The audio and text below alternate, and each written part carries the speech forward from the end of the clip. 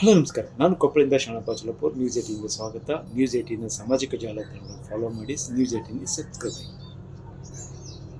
ಕರ್ನಾಡನ್ನ ಚಿನ್ನದ ನಾಡು, ಗಂಧದ ಬೀಡು ಅಂತ ಕರೀತಾರೆ. ಈ ಚಿನ್ನದ ನಾಡಿನಲ್ಲಿ ಈಗಿರೋದು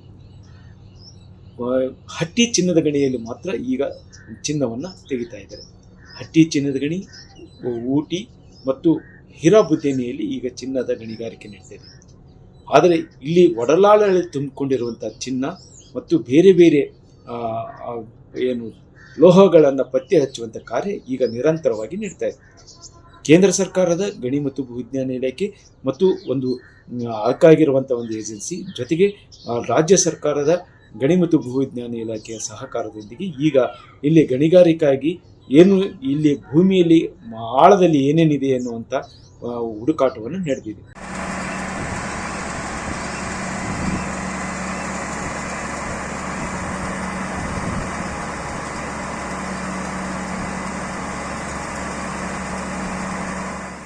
ಈ ಸಂಶೋಧನೆಯು ಕೊಪ್ಪಳ ಜಿಲ್ಲೆಯ 4-5 ಕಡೆ ನಡೀತಾ ಇರೋದು ಕಂಡುಬರ್ತದೆ.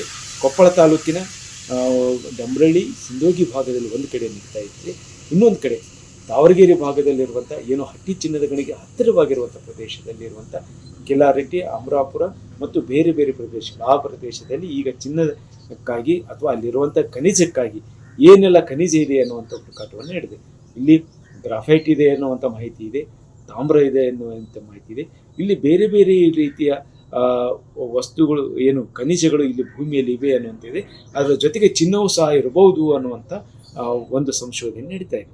ಈ ಸಂಶೋಧನೆಗೆ ಈಗಾಗಲೇ ಯಾವುದೇ ಇಲ್ಲಿ ಏನು ಸಂಶೋಧನೆ ಇದೆ, ಯಾವುದೇ ಲೋಹ ಇದೆ ಅಥವಾ ಯಾವ ಖನಿಜ ಇದೆ ಅನ್ನೋದನ್ನು ಸಂಪೂರ್ಣವಾದ ಮಾಹಿತಿಯನ್ನು ಯಾವ ಅಧಿಕಾರಿಗಳು ಇಲ್ಲ ಮತ್ತು ಸಂಶೋಧನೆ ಮಾಡ್ತಾ ಇರುವಂಥ ಏಜೆನ್ಸಿಗಳು ಯಾವುದೇ ಜನರಿಗೆ ಇಲ್ಲ. ಈಗ ರೈತರ ಭೂಮಿಯಲ್ಲಿ ಆಗಿರ್ಬೋದು, ಅಲ್ಲಿರುವಂಥ ಪರವಾನಗಿ ಪಡೆದು ಅಲ್ಲಿ ಭೂಮಿಯಲ್ಲಿರುವಂಥ ಆಳಕ್ಕೆ ಹೋಗಿ ಅಲ್ಲಿರುವಂಥ ಲೋಹದ ಕಲ್ಲನ್ನು ತೆಗೆದು ಅದರಲ್ಲಿರುವಂಥ ಯಾವ್ಯಾವ ಲೋಹ ಇದೆ, ಏನಿದೆ ಅನ್ನುವಂಥ ಪರೀಕ್ಷೆಯನ್ನು ನಡೀತಾ ಇದ್ದಾರೆ. ಈ ಪರೀಕ್ಷೆಯ ಆಧಾರದಲ್ಲಿ ಮುಂದಿನ ದಿನಗಳಲ್ಲಿ ಅದರ ಪ್ರಮಾಣ ಎಷ್ಟು, ಅಲ್ಲಿ ಸಿಗ್ತಾ ಇರುವಂಥ ಗಣಿಗಾರಿಕೆ ಯಾವ ಲೋಹ ಇದೆ, ಈ ಲೋಹದಿಂದ ಎಷ್ಟೆಲ್ಲ ನಿಂದ ಎಷ್ಟು ಲೋಹ ಸಿಗ್ತಾ ಇದೆ, ಅದು ಯಾವುದು, ತಾಮ್ರನು, ಗ್ರಾಫೈಟು ಅಥವಾ ಚಿನ್ನನು, ವಜ್ರನು, ಈ ರೀತಿ ಎಲ್ಲವನ್ನು ಪರಿಶೀಲನೆ ಮಾಡಿ ಅದಕ್ಕೆ ಒಂದು ವರದಿ ನೀಡಿ, ಆ ವರದಿಯ ಆಧಾರದಲ್ಲಿ ಇಲ್ಲಿ ಮುಂದಿನ ದಿನಗಳಲ್ಲಿ ಇಲ್ಲಿ ಲೋಹವನ್ನು ತೆಗೆಯುವಂಥ ಪ್ರಯತ್ನ ನಡೀತಾ ಇದೆ.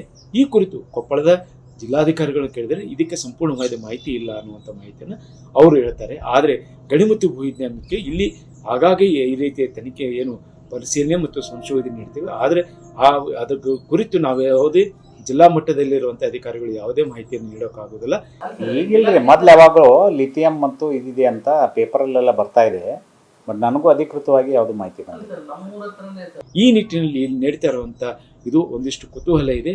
ಮುಂದಿನ ದಿನಗಳಲ್ಲಿ ಭೂ ಆಳದಲ್ಲಿರುವಂಥ ಲೋಹ ಯಾವುದು, ಯಾವ ಖನಿಜ ಸಿಗ್ತಾ ಇದೆ, ಇದು ಮತ್ತೆ ಕೊಪ್ಪಳವು ಸಹ ಚಿನ್ನದ ನಾಡು ಆಗುತ್ತಾ ಅನ್ನೋದನ್ನು ಕಾದು ನೋಡಬೇಕಾಗಿದೆ. ಶರಣಪ್ಪ, ನ್ಯೂಸ್ 18 ಕೊಪ್ಪಳ. ನಿರ್ಭೀತ, ನಿಷ್ಪಕ್ಷಪಾತ, ವಿಶ್ವಾಸಾರ್ಹ ಸುದ್ದಿಗಳಿಗೆ ಮತ್ತೊಂದು ಹೆಸರಾಗಿರುವ ನ್ಯೂಸ್ 18 ಕನ್ನಡ ಈಗ ಆಪ್ನಲ್ಲೂ ಲಭ್ಯವಿದೆ. ದಯವಿಟ್ಟು ಇಲ್ಲಿರುವ QR ಕೋಡ್ ಸ್ಕ್ಯಾನ್ ಮಾಡಿಕೊಂಡು ಆಪ್ ಡೌನ್ಲೋಡ್ ಮಾಡೋದನ್ನ ಮರಿಬೇಡಿ. ನಿಮ್ಮ ಬೆಂಬಲ ಹೀಗೆ ಸದಾ ನಮ್ಮೊಂದಿಗಿರಲಿ. ಧನ್ಯವಾದ.